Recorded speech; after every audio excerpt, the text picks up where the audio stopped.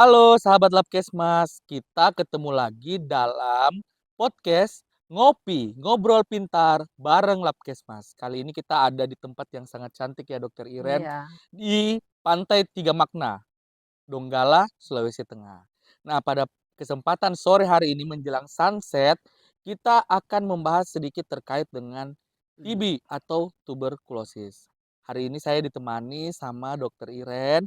Beliau adalah Kepala Balai Besar Labkesmas Makassar. Apa kabar, Dok?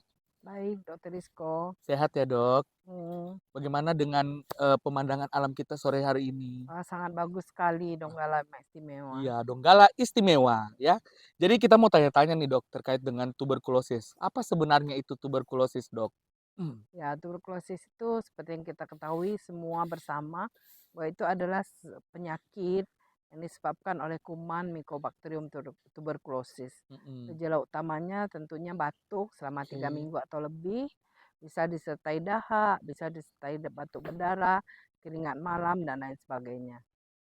Terus Nah, bagaimana penularannya itu? melalui droplet, percikan dahak. Oke. Jadi misalnya ada orang yang tertular orang yang menderita tuberkulosis, apabila dia dahak, batuk, kemudian dia mengeluarkan percikan dahak itulah yang akan membawa kuman dan akan menularkan ke orang lain. Apakah setiap batuk berdahak itu tuberkulosis Dok? Belum tahu juga, Hmm. tetapi salah satu ciri-cirinya itu adalah batuk yang berdahak. Untuk memastikan bahwa itu tuberkulosis, Mm-mm. kita harus melakukan pemeriksaan laboratorium. Disitulah peran Labkesmas dalam melakukan pemeriksaan laboratorium. Karena semua diagnosis TB itu dilakukan melalui pemeriksaan laboratorium. Pemeriksaan laboratorium apa tuh Dok? Namanya? Satu melalui pemeriksaan BTA namanya ya. Jadi Mm-mm. pewarnaan memeriksa basil tahan asam nanti akan berwarna kemerahan Oke. pada dahak yang ditemukan itu. Mm-mm. Nah, dengan perkembangan zaman, sekarang banyak sekali pemeriksaan-pemeriksaan yang bisa dilakukan untuk menemukan kasus diagnosa TB, menemukan diagnosa TB ini. Bisa melalui MJIT Oke. misalnya, kemudian bisa juga sekarang melalui Open PCR. Mm. Nah, kadang-kadang juga didukung dengan adanya pemeriksaan Ya. ronsen paru sehingga kita dapat memutuskan pasien itu TB atau bukan dan kemudian kita dapat memutuskan untuk memulai pengobatan apabila dia benar-benar pasien TB. Menarik ya Dok. Jadi orang TB itu dia batuk lama, terus dia bisa beresiko menularkan ke orang Orang lain lain, terutama bahayanya di situ. keluarganya berarti ya Yang Dok ya? tinggal serumah tentunya Mhm. yang bergaul dengan dia lah. Walaupun tidak keluarganya tetapi kemudian dia misalnya dia kos dengan teman sekamarnya ya bisa aja tertular juga. Kalau misal nih seseorang Dok, sudah dia didiagnosis kena TB melalui pemeriksaan laboratorium yang tadi dokter jelaskan, diapain nih pasiennya Dok? Harus pengobatan. Nah, Oke. disinilah tantangannya. Karena pengobatan TB itu enggak sebentar, Oh pengobatan iya. TB itu lama. Berapa lama Dok? Kalau seandainya dia TB yang sensitif obat, yang kalau di kesehatan kita sebut TBSO, Mhm. itu pengobatannya bisa 6 bulan sampai Oke. setahun lah ya. Nah, tapi kalau dia TB resisten obat, itu pengobatannya bisa lebih lama lagi. Bisa 12 sampai 18 bulan, bahkan ada yang bisa 2 tahun. Tetapi dalam perkembangannya, pengobatan yang terbaru sekarang, pengobatannya tidak selama biasanya lagi, dan kemudian dia juga tidak semenderita biasanya TB resisten obat itu. Apa maksudnya itu Dok, TB yang resisten obat? TB yang sudah tidak lagi bisa diobati dengan obat-obat TB yang biasa. Oh begitu ya, Mhm, berarti berat dong Dok ya? iya begitu. Kalau Eee, untuk Sulawesi Tengah sendiri Dok, ada data kah terkait dengan pasien TB ini atau mungkin ada pemeriksaan yang sudah dilakukan di laboratorium dokter, sampelnya dari Sulawesi Tengah? Baik, itu pemeriksaan TB itu sebetulnya sudah sangat luas jangkauannya ya. Oke. Jadi puskesmas-puskesmas itu mereka bisa melakukan pemeriksaan TB. Oh, udah harus dirujuk ya sampelnya? Baik melalui, pemeriksaan BTA secara mikroskopis Oke. maupun menggunakan tes cepat molekuler atau yang dikenal dengan TCM-TB. Mmm, Nah, bisa dilakukan oleh puskesmas. Nah, jadi sebetulnya, tidak harus dirujuk sampai jauh begitu. mhm. Nah, tetapi walaupun begitu tetap saja pada tahun kemarin Iya. ada 256 kasus yang dikirim oleh, eee, Provinsi Sulteng yang masuk ke lab kami di Makassar. Hasilnya Dok, kira-kira bagaimana? Ya hasilnya bervariasi, ada yang positif, Bervariasi. ada yang negatif. Nah, Mhm. tapi, pentingnya di sini bahwa ada juga yang sampai ke Makassar, tetapi kita tidak melupakan juga bahwa penemuan itu bisa dilakukan di puskesmas. Nah, Mhm. karena TB ini gampang menular, jadi menjadi sangat penting kita cepat menemukan kasusnya. Sehingga kita berharap apabila kasusnya itu ditemukan, kita dapat memutus rantai penularan. Kalau mereka minum obat secara teratur 2 minggu aja, mungkin pada saat kita memantau pada minggu kedua itu, pada setelah 2 minggu itu, dia sudah bisa negatif. Jadi Mhm. kita harus pastikan pasien itu ditemukan, diberi pengobatan dan pengobatannya teratur, sehingga kita bisa memutus rantai penularan. Intinya seperti itu. Oke, sahabat Labkesmas, sebentar kita jeda terlebih dahulu. Nanti kita sambung lagi obrolan yang semakin menarik terkait dengan tuberkulosis. Tunggu kami. Halo, kita ketemu lagi Sobat Labkesmas. Kita masih di Donggala nih, lihat aja nih pantainya cantik banget ya Iya dokter ya. cantik banget, bersih. Bersih ya. Nah, Mhm, kita lanjut dok obrolan kita tadi tentang TB. mhm.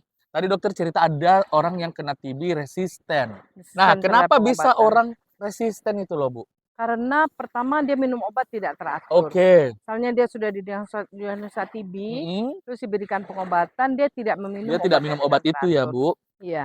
Terus dia tidak minum teratur sehingga kenapa Bu bisa jadi resisten? Jadi obat itu sudah tidak mempan lagi kalau Oh, bahasa tidak kasarnya sama dia mempan. orang itu.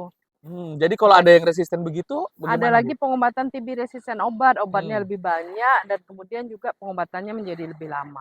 Ada ndak hubungannya TB ini Bu dengan merokok? Ya sebetulnya ada sih hubungannya, artinya orang yang merokok itu mungkin bisa lebih cepat tertular TB. Karena Ya karena struktur paru-parunya itu kan dipengaruhi oleh rokok itu. Di rusak rokok ya? itu banyak sekali ada kandungan-kandungan yang bisa merusak paru. Mhm. Struktur paru-parunya itu rusak, kemudian dia bisa lebih mudah terserang TB daripada orang yang bersih yang tidak merokok sama sekali. Apakah TB ini bisa menyebabkan kematian, Dok? Ya bisa kalau tidak diobati banyak sekali TB itu menyebabkan kematian. Oh begitu ya, Dok. Jadi Mhm, berbahaya nih TB ini awalnya berbahaya. batuk-batuk, terus dia ndak bisa diobati karena Terus dia resisten, kurus kering, kemudian kurus dia kering, dia meninggal. meninggal. Apalagi kalau seandainya Mhm. dia, eee, ditambah lagi satu diagnosis lagi HIV. Jadi Oke, TB HIV itu lebih berat lebih lagi. berat lagi ya. Banyak kasusnya Bu orang yang HIV kena tuberkulosis. Iya, HIV itu kan daya tahan tubuhnya menurun. Oke. Sementara TB ini kan ada di mana-mana, jadi Ya. bisa dia lebih cepat tertular juga. Oke, Bu. Oke, Mhm. kita jeda lagi. Nanti kita mau lanjut lagi untuk menikmati alam di Tanjung Karang. Jangan tinggalkan obrolan bersama Ngobrol Pintar bareng Labkesmas.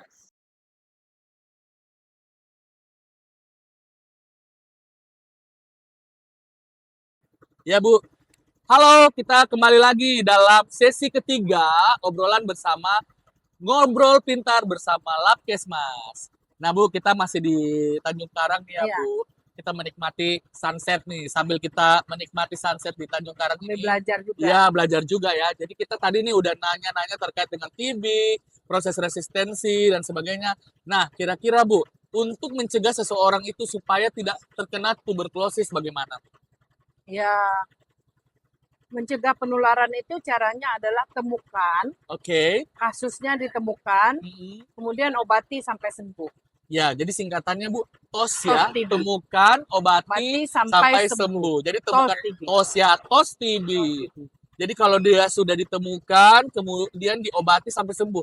Tadi kan Ibu cerita bagaimana orang itu tidak sampai sembuh. Kiat-kiatnya supaya orang itu berobat supaya dia bisa sampai sembuh bagaimana Bu? Karena tadi pengobatannya kayaknya Ya, lama. lama dan kemudian juga agak menderita ya. Ya, Nah, sebetulnya pemerintah itu sudah punya program ya, yang namanya PMO, pengawas PMO. pengelolaan obat. Ya, Nah, itu terus biasanya diambil dari apakah itu keluarganya oke. atau bidan yang ada di dekat situ misalnya Ya, untuk mengawasi dan memastikan orang tersebut meminum obat itu. berarti TB ini Sing tidak hanya pasiennya yang yang harus harus aktif tetapi ya, juga ada peran peran serta serta, masyarakat di situ, terutama keluarganya ya, Bu? keluarga terutama. Mhm. Dan di samping itu dia juga harus diberikan makanan yang bergizi ya, Oke, supaya makanan mempercepat bergizi. penyembuhannya. Oke, berarti tetap harus makan makanan bergizi, Mhm, keluarganya juga harus aktif. mhm. Apa ada yang lain, Bu, selain itu? Ya itu sementara itu. Ya, jadi Bapak Ibu sekalian kalau ada yang keluarganya batuk lama, lebih dari 3 minggu, kemudian berat badannya turun secara signifikan dan dia sering keringat malam, itu segera deh bawa ke puskesmas biar kita bisa temukan nih, siapa tahu dia kena TB. Kalau dia Kita TB, periksa. kita periksa, kemudian kita obati sampai sembuh supaya tidak terjadi penularan berikutnya. Tos Oke, TB. tos TB, sampai jumpa. Jumpa.